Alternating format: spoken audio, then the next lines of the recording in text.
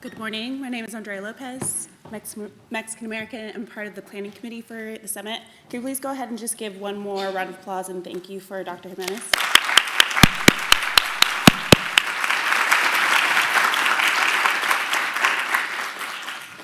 His Excellency, Mr. Ortiz, talked about how Latin America is a region of opportunity and creativity. And that's one of the big takeaways that we want you to walk away with from today. And we're now going to hear a little bit more about the investment landscape in the region. So our next panel explores how innovation, entrepreneurship, and mission-driven investment are reshaping capital flows across Latin America. So please join me in welcoming Florian Kemmerich, Melissa Susana, and Damian Gellerson for our next panel on Capital with a Purpose, Financing the Next Chapter of Latin America.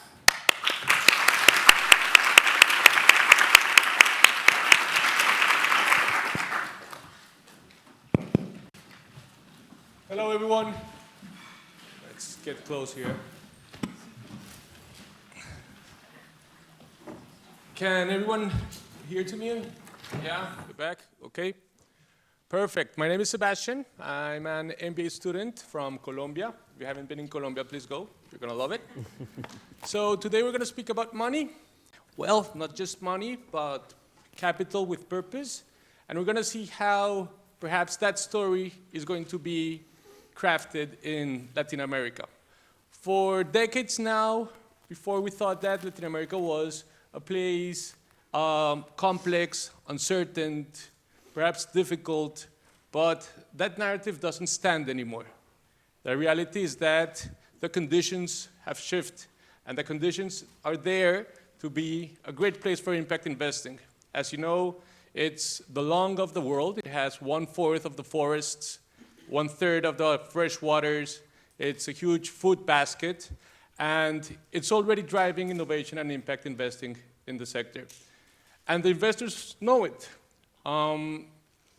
Just in the past years, the impact investing capital has tripled, just in the past 5 years. And besides that, more than 50% of the actual investors all over the world of impact investing from the GIN say that they are going to increase their investments in this region. So it's not about if this is an opportunity, it's about how we're going to tackle it, how we're going to build smart structures around it. And that's why today we have the honor of being with this distinguished group of panelists, and we're going to listen firsthand from them of how are we going to do this. So I'm just going to let them introduce themselves, tell us a little bit about their background before we enter into the panel discussion. Melissa, thank you. Is this working? Yeah. Oh, perfect. Well, first of all, I want to thank Melissa and Benjamin and Sebas for putting this together. I think these places where we can have these idea exchanges are crucial to having more articulation between our geographies and between the systems. My name is Melissa. I'm Colombian, but I live in London, between London and Bogota. And I'm an investor. I'm an impact investor, and I'm very lucky that I get to do this through a few different roles. So I'm the co-founder of a SERI, which is primarily an impact investing vehicle. We invest in early stage social enterprises that bring goods and services to underserved populations. I'm an operating partner in EWA Capital, which is a VC fund based in Latin America, Andean region, that invests for impact with a gender lens. And I'm a principal in my family's office. And as they have let me be more involved, I've tried to move our portfolio more towards those impact investments. Lovely. Florian. Yes, my name is Florian. I'm originally from Germany, from the Black Forest. I live in Geneva, but I live in a Mexican home. My wife is Mexican. My 5 kids have a Mexican passport.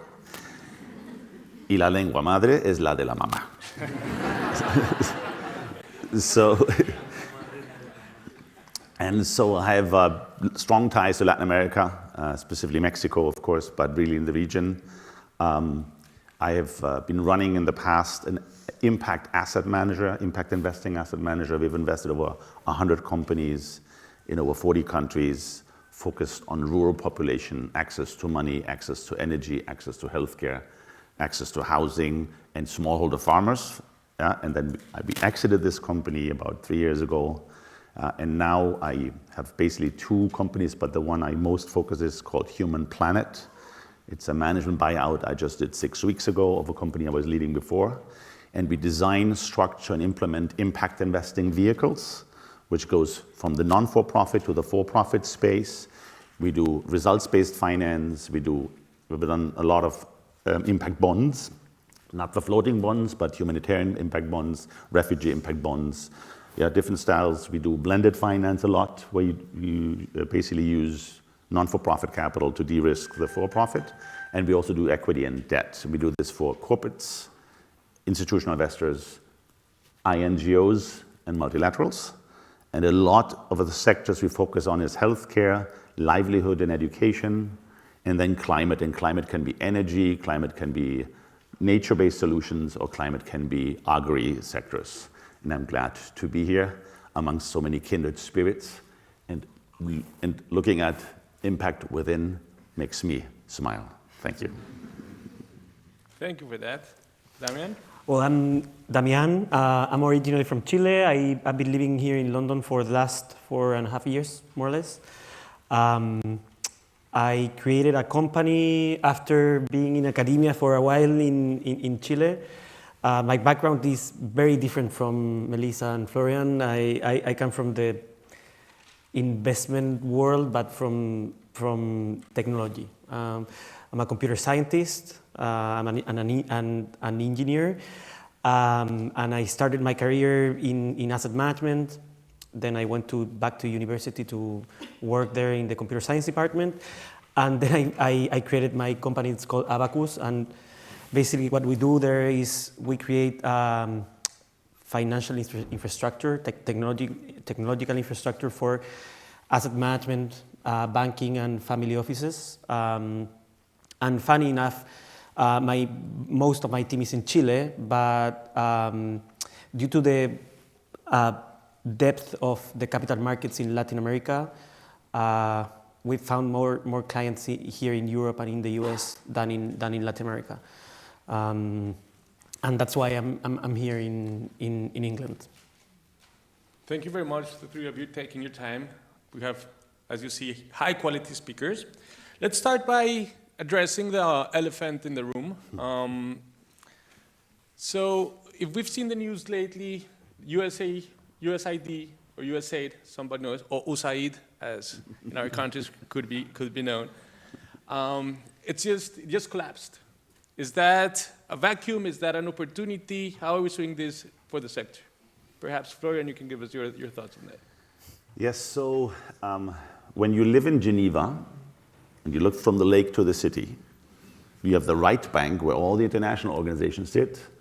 Yeah, the UN, Doctors Without Borders, you name them, many organizations, the Red Cross. And on the left side, you have the trading platforms, the private money, the corporate banking, and they would never talk.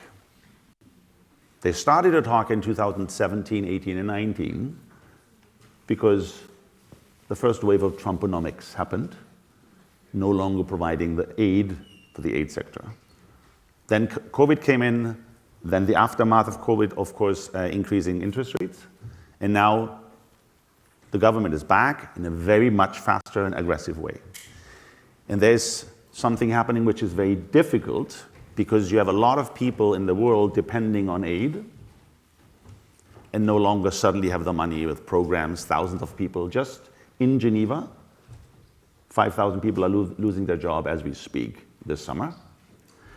That's on one side. On the other side, you have a lot of criticism because you use soft power money actually to keep people dependent.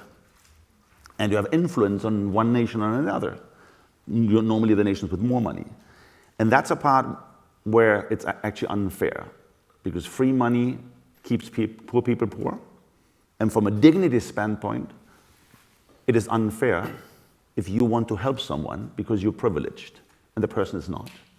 Yeah, because the person wants to help themselves. Yeah, from a dignity, you want to climb up the ladder yourself. So in the same sense, there is a big criticism that's been there of that scheme of using aid money and the dependency. A lot of markets in Africa, for example, have been destroyed in a way because agriculture wouldn't be a normal business because people were, for political reasons, putting money in. This is now eroding very quickly, which provides on one side a hardship for these people who have been dependent on, organizations with amazing work on the ground suffering, not getting the funding. But as I see it, there is a silver lining of innovative finance, where you, in my term, I use that, you might be familiar with the term, you give a person a fish, you teach a person how to fish. And I would say you should invest in its fishing business. That's when you sustain economies and livelihood. So that is an opportunity of innovative finance where you have to adjust risk, reward, return. So I believe there is, despite the hardship on the ground, which is terrible, the disruption is actually something which we can benefit from and come out stronger afterwards. But right now it's very turbulent. Perfect, thank you. Great. Perhaps moving on into another question so that we hear different perspectives. Why should global investors pay attention to Latin America? What are the opportunities there? Perhaps Melissa and Damian. Sure. I think it was 2 years ago during Climate Week in New York, I heard somebody say Latin America is where developing countries are developing solutions.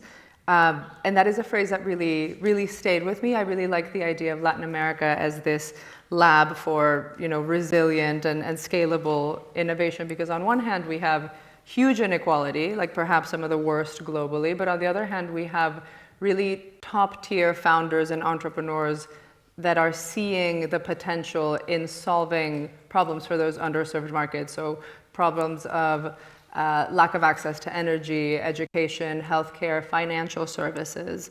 And I think aside from that, there's a lot to be learned from what has and hasn't worked in other geographies, what has and hasn't worked in the US, and I think especially in infrastructure, this is very interesting, and also what hasn't worked in Africa in places where we are perhaps more vulnerable.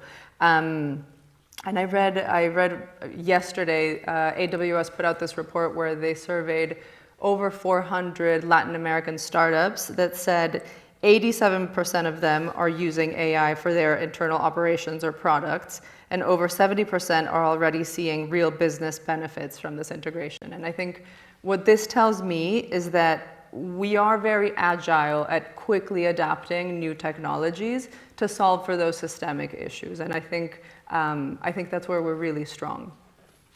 Thank you. Damian. Well, first of all, I totally agree with what Melissa is saying. We are a very resilient region for several reasons, because we have a lot of natural disasters, and we've had a lot of political instability in the last century. And I think at this point that can be an advantage, because as the world is complex again, we already have that experience within us. And also, of course, we are a natural resource rich region, and we have a lot of challenges to solve, like inequality, access to basic infrastructure, access to financial services, and that, of course, makes a lot of opportunities in order to for businesses. I think there's a great market, and I think for that, and we were just discussing this with Melissa and Florian, we need to develop capital markets, because now the problem is we're lagging behind if you compare it with other regions, especially in other developing economies like Asia, mainly developing Asia. We're having very fast access to financial services and other type of services, and Latin America, if you take Brazil out, because I think it's another continent, and as they were telling in the last panel, the rest of the countries are lagging behind, and I think this is very important for the next probably 10 years, that if we want to have a competitive environment for investing, we need to create infrastructure for developing the capital markets. We need more asset managers, we need more banks, with the backing of governments and the UN, and in order to create a new environment to put the money into work. Yeah. Those are great points, right? So infrastructure, you're mentioning how the world is so uncertain, and Latin America has a PhD in resilience, so we're kind of ahead in that curve, and also how developing countries are getting developed in Latin America. Now, just from moving into another angle, more from the impact side and the lens, is there a trade-off between purpose and performance, or is it an opportunity? Is it a false dichotomy? How do you see it? I know, Florian, you're excited about this. Yes, again, we had yesterday a workshop jointly where we totally recommend his workshops and his perspective on purpose. Thank you. Yeah, and it's a little bit, the discussion yesterday was how to align your purpose with your profession. Yeah, because if you do this, work is no longer work. Yeah, and the advantage when you do impact or when you focus on impact, there is the passion behind, which is the purpose-driven. Yeah, and then of course you want to do this professionally. The problem we have is a fundamental flaw psychologically. First you make money, and then you do good. And as an impact investor, you sit between these two chairs, yeah, where the dark side financial person says, you believe you're doing financial returns? No. You do good, you're doing good, you're a tree hugger. And then you have the philanthropist looking at us saying, you say you do social good, but it's all about the money. You're a disguised shark. Yeah, and that's when you're stuck, because it's a fundamental flaw. And therefore, I think then the discussion comes, oh, there's a trade-off. Either you do good, and the more you do good, the less money you will earn, which is wrong. It is nothing else like a risk-reward return adjustment. Normally, if you do a riskier investment, you want to have a higher financial return. Yeah? The extreme to a Silicon Valley spray and pray. Yeah? And in order to do so, you have to look at how to adjust risk-reward return. And there are elements you can use where you shouldn't think about a trade-off. The riskier it is, you might not get a higher return, and therefore you need to use financial mechanisms to de-risk it. Blended finance is one of these components where you use actually non-for-profit money to protect the for-profit money, and you can even put debt on top. So it's a risk-return reward. It doesn't mean. Now, a big discussion within the impact investing arena is impact investing, not ESG, yeah, which is just the intentionality, but impact investing also looks at the additionality. So you want to bring capital where normally capital wouldn't flow. And so therefore, you see big impact investors where there is no additionality. Yeah? I'm just not saying this is bad, this is really good, but it doesn't resolve something, at least from a capital side. And the problem is you do small tickets, and if you aggregate small tickets, how do you plug it into the main financial markets? So you see a gap. And the more money, and I had this in the past, the more money we were raising, the more people we needed to do small tickets, the missing middle finance we were focusing on. But you could never tap into mainstream, because a mainstream investor, coming from the institutional market, cannot run any Monte Carlo model, to Let me measure hold the you risk. there, because I think it's a great point for the next question. But I would like to listen the perspective. We would like to listen the perspective from Elisa in terms of purpose and performance. I do think it's a false dichotomy. I think it's outdated to think that you can't have a company that is proving that it's doing well and also having strong financial returns. I think it's a competitive advantage to show that you have a business model that has purpose and mission alignment built in. I do think here there's an interesting question about measurement, and I think there's a lot of convolution around that because there's a ton of metrics. There's like the IRIS Plus, the Impact Measurement Program, the SDGs. And I think what I have learned as an investor, especially as an early stage investor, is that oftentimes you are a more costly investor to your investees because you are requiring more output from them, more data, more reports, and that's a burden on an early stage investor. So I think what we have tried to do, especially from Masidi, is do a lot of what we call shareholder advocacy. So being that person in the boardroom who's always pushing forward the impact agenda and bringing comparables, and maybe, yeah, you have to be the one that sets up the committee and maybe facilitates a workshop for the team. But I've seen a bit of the turn of the tide where initially it was us pushing that agenda, and now we're getting a lot of companies that are coming to us because they want to strengthen this pillar. And at EWA Capital, it's a very similar strategy, is how can we sit with the founding team and co-create that theory of change and identify those KPIs. And it doesn't have to be a ton. 3 is fine, 5 is fine, because if you start measuring, you can measure anything. But how can we then apply that to some metrics so that us as a VC fund can give our investors a more robust impact report? But I think the idea here is that it does have to be kind of like a bottom-up approach, and how can we work with founding teams to make sure that impact is embedded into the DNAs of this company, and we're all convinced of the value that this impact brings. And I think if you have a company where that is kind of baked into the business model, you have a more successful impact company. And you don't have an annoying investor asking you for reports. Great.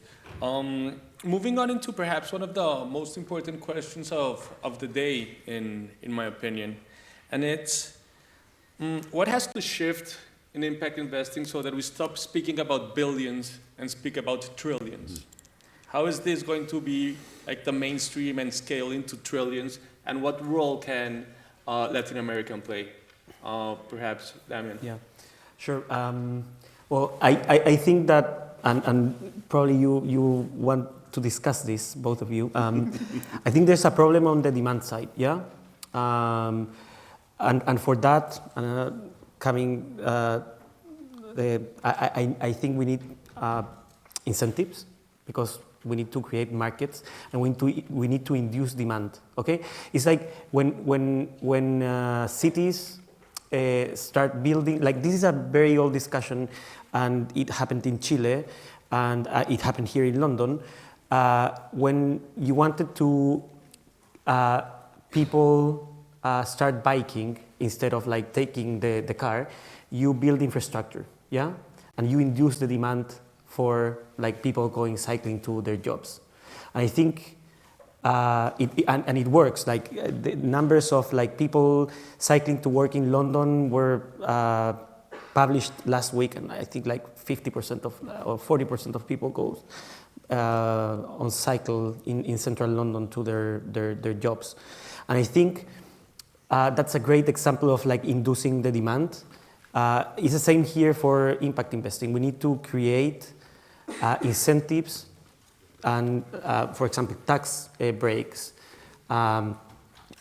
Start creating blended finance funds and stuff like that in order to induce that demand. Because otherwise it will never go into the mainstream finance. That's my view. I come from probably like a normal asset management world, and that's how I see it now. I might be wrong because I don't come from impact investing. Yeah. Thank you. Incentives, Florian? Yeah, again, looking at Latin America, it's a little bit not an easy place to be, because you're 4% of the world's population.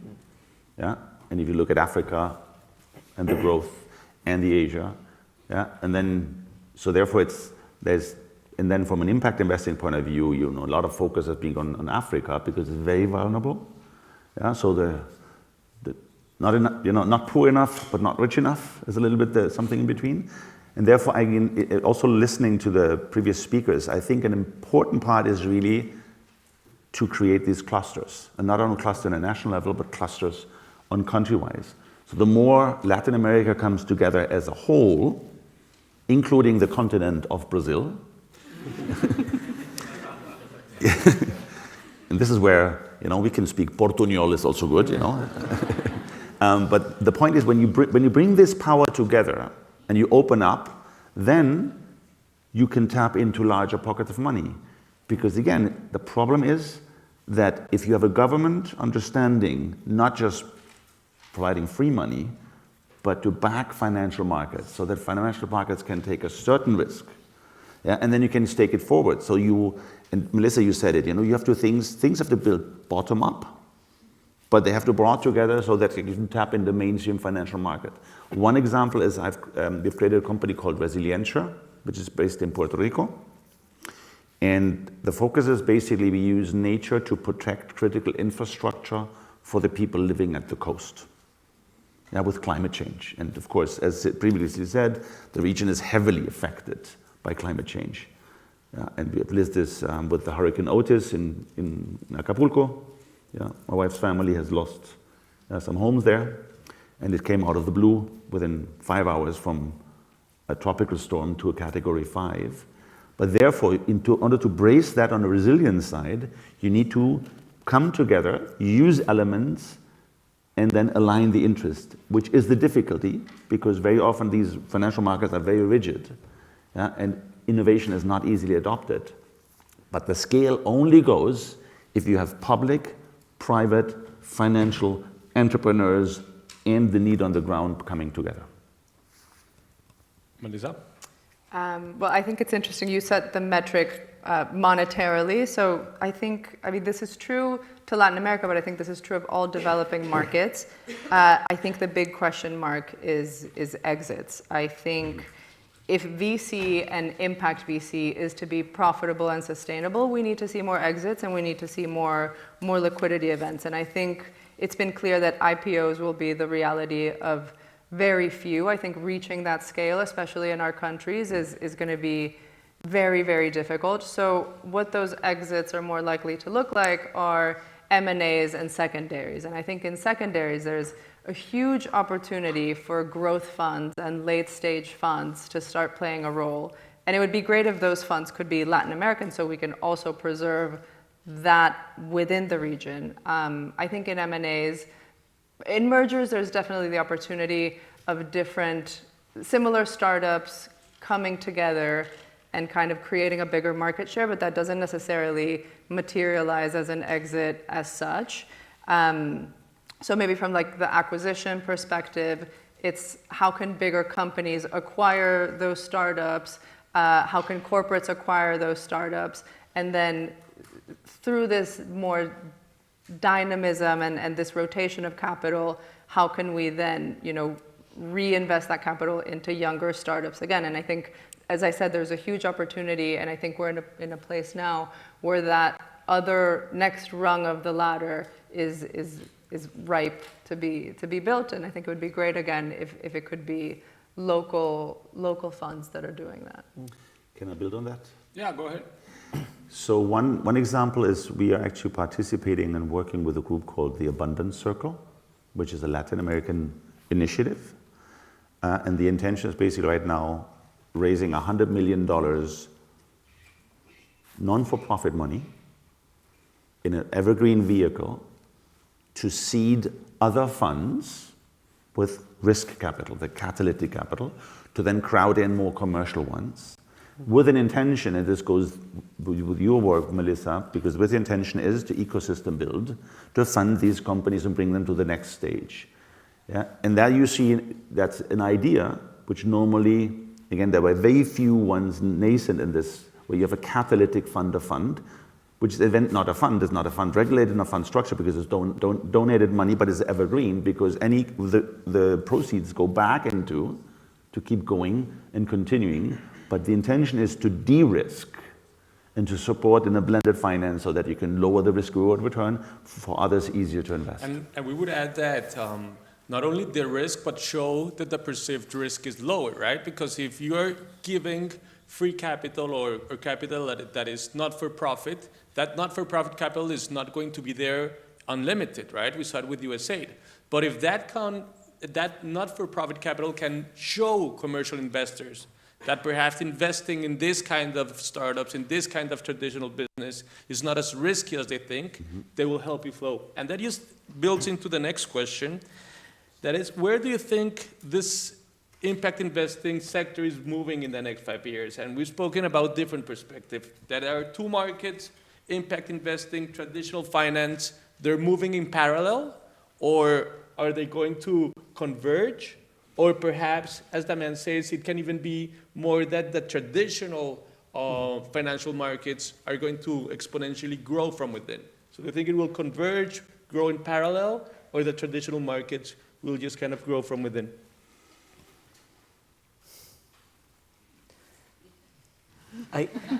Crystal ball. And return to the previous question, I think that, and building a little bit on that, I do think that it's essential if we want to build like a purpose-driven innovation and investment. This needs to go into the mainstream financial world. And in my perspective, like now it's very on like private markets and secondaries, and of course that's gaining a little momentum, and it's the match is there.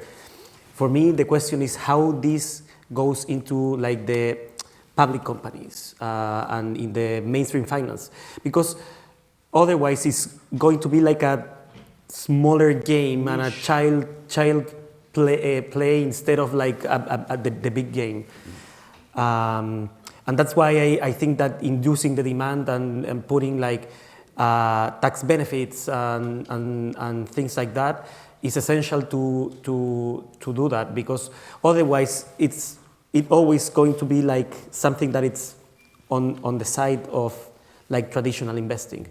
And the only way I see it that it will merge into like traditional finance is the way I was mentioning before.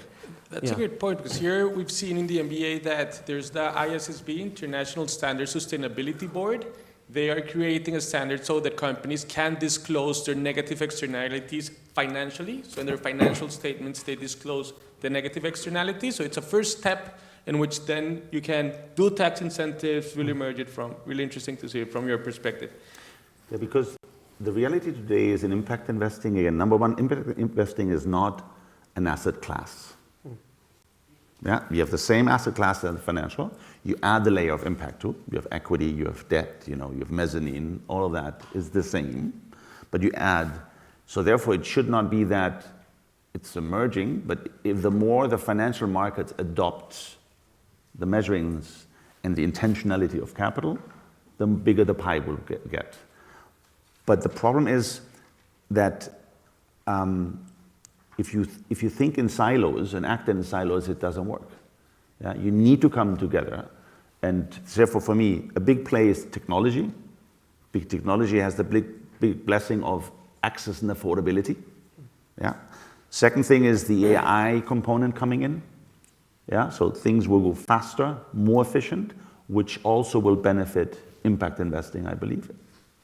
And the third one is, the more the understanding is that which financial metrics you can actually use and elements, yeah, to the just risk-reward return, the more attractive it will actually become. So I see the impact investing becoming mainstream. I would love to not use the word impact in the future. Yeah? Just make sure that any investment will not harm neither the humanity nor the planet. Yeah. Yeah, that should be the outcome at the end. So it merges, it comes from within. We see lots of students here, and we have connected also hundreds of students. And when we came here in Oxford, they told us, if you want to go into impact investing, it's quite hard if you don't come from a financial background. But it seems it's not that hard, because here the three panelists didn't come from a financial background. So we just wanted to ask, what advice could you give to students that are wanting to start a career? They are not financial bros. What advice could you give to them? So I think I'm probably the farthest from this. So I studied international affairs and diplomacy, and then did a master's in contemporary art. So I've come a very long way.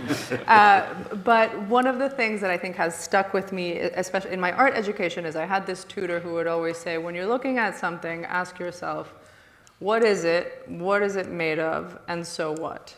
And that's something that I've really carried through as an investor. Like, what is it? What does this company do? Who's in it? What is it made of? Okay, like, what are the integral parts that are putting together whatever it is? So what? And I think a lot of that is like where that impact is, where that additionality is, what can it become, what can you do with it? And to say that critical thinking is something that is very important in this, and I think trying to see things from different perspectives, and you don't necessarily need a financial education to practice that daily. And not just with finance, you can practice it with anything. Yeah, I mean, we had this discussion yesterday. So my background is business administration and marketing. Yeah, so if I would say my words, my superpower, which is my technical skill set I've learned from an education and a profession, is to increase the perceived value of brands, products, and organizations.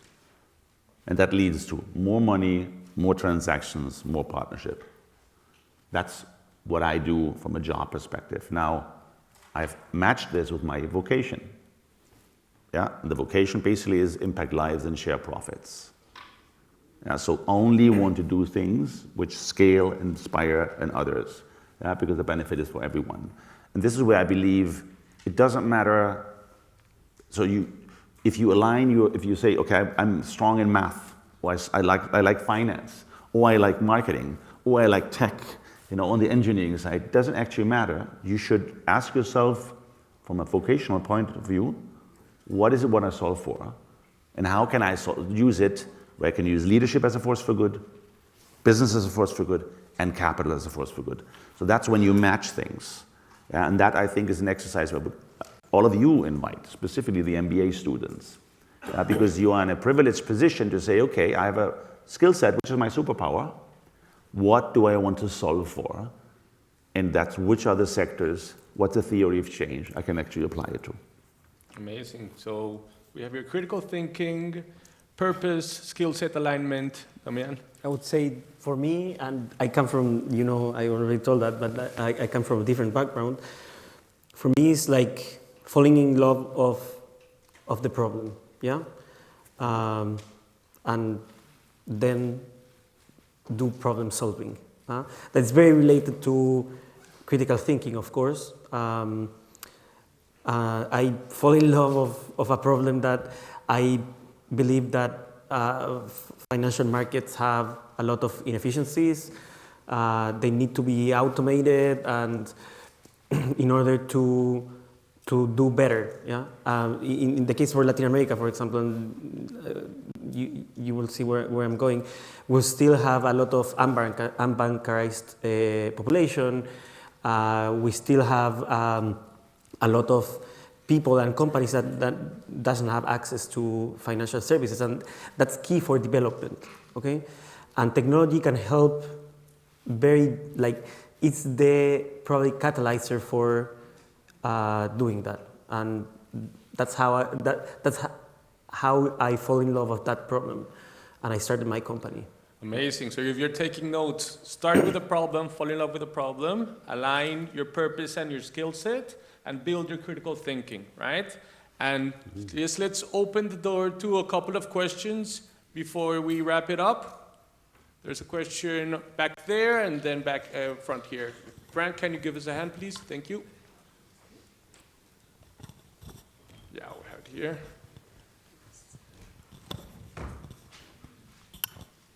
Thank you. Thank you for all the panelists for the insightful quotes. Hi, my name is Paula Morales, and my question will be related on how we can build financial mechanisms to foster impact investment, to foster not only the development of, for example, social enterprises or social innovation, but the sustainability of growth of them. Because investment can be good when you put it in a seed, as a seed to the growth of an idea, but I feel that in the case of Latin America, in which our economy depends on entrepreneurship and now relies on social innovation and social entrepreneurship, how we can foster the sustainability for the entrepreneurs to navigate properly between the ambiguity of impact first, but also providing financial returns and at the end, revenue. Thank you very much. Anyone wants to tackle that question? I think this guy, both of you. Yeah, no, okay. So it's a great question. Attention to the fundamental flaw. Doing good doesn't mean not making money, but you have to have it as a value chain. I fully agree. So that you first give a fish, then you teach how to fish, and then you invest in the fishing business. So the positive thing about Latin America specifically, it's not only the happiest region of the world, which I believe, yeah, but also very resilient. So the same is, and you have a lot of entrepreneurs and people with great ideas. So if you start with looking at falling in love with a problem you solve for and how you build stepwise the business, she would be there to do the seed or the early stage investments. Yeah, then you have someone else coming in. So you should not look at a solution or a silo. You have to look at long term, how to, to get, and it's typically that when you do a startup, the very tough to get the seed money, or very often very easy, and then you have the Series A hole, yeah, because then it becomes tough, and maybe the valuation is too big, too small, the investors you have. So this is all normal in terms of a business. But if you focus on solving a problem with the business, you have a higher net promoter score of the people around. More likely you get people initially to give you money, the so-called love money, because you're solving something for, yeah, and later to build out. But the intention is that you have to have a long-term view, and you should ingrain impact, not becoming a social entrepreneur, because a lot of social entrepreneurs, by the way, they're so much self-centric. I want to shine. I do so cool. Yeah, which is not about you. It shouldn't be about you. It should be about what you're solving for. Yeah. So my experience actually is, very often probably you have the same. Sometimes you invest in a company, and they're not even aware of the impact they're creating, because they're just trying to build a company. Once they embrace that, the perceived value goes through the roof, because this goes everyone, all stakeholder involves it, and you drive projects further. So for me is that, let's not think about, oh, I wanted to solve a problem, but I need to make money. You want to solve a problem by making money. Perfect, as a last remark. So we are a little bit on time. You can reach them outside. They're super kind. Please do so. If they don't answer, let me know and I'll reach out. But just in one sentence, and I know this is hard, but one sentence, what assumption would you want to, or what key message would you like to share to the world about Latin America? What assumption do you think falls on its head? One message, one sentence. More than that, I think what we need to continue to grow is ecosystem building. Ecosystem building and articulation between all our parts, and exactly what the ambassador was saying. I think that is completely crucial through different countries, different agencies, different parts in the capital chain, in the capital spectrum. More communication, more articulation, more collaboration. Great sentence. I learned this. Is if the impact comes from within, and you want to take this outside, yeah, you need to have the stamina, daring to walk your talk. And I think that's the part where Latin America specifically, which sometimes is, we are third world and we are not, and we don't have, you have to flip it. Yeah, and that's a message I was saying, dare to do this stuff because you can. Perfect. I think we need to collaborate more. It's key in order to be a relevant player in the world, especially now that Asia is basically half of the population is in a very small area in the world in Asia. I think we need to collaborate as a region in order to be more powerful. Thank you very much. It was a great panel. It's a round of applause, and let's head out to the lunch.